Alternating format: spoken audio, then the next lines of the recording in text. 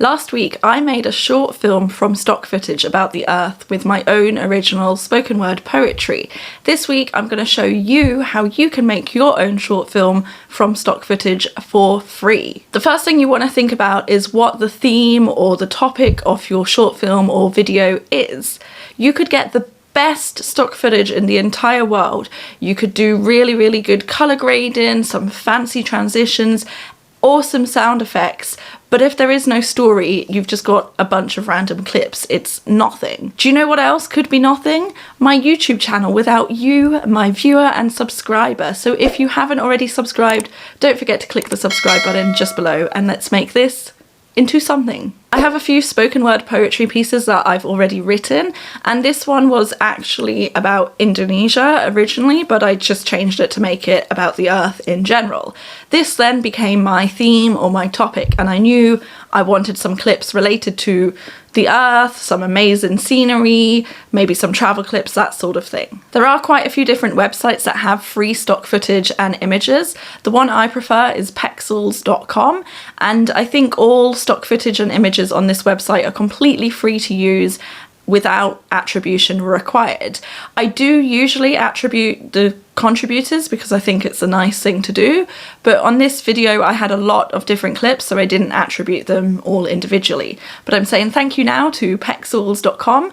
Not sponsored, but maybe Storyblocks or someone will see this video and sponsor me. I then simply searched on Pexels video section different search terms like paradise, beach, mountains, etc. to represent the different things that I was saying in the spoken word poetry.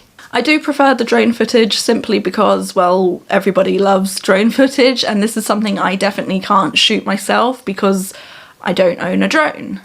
I made sure to download the footage in full HD 1920 by 1080. Some of them are in 4K, but like, I can't handle that. What even is 4K? I imported all the clips into Filmora 9 and dropped them on the timeline. Of course, add in the classic cinematic bars over the whole thing. The next thing I did was record my voiceover directly in Filmora with my little shotgun microphone. For music, I always look on a channel called Audio Library where they have so much music that is also completely free to use, but you must attribute them.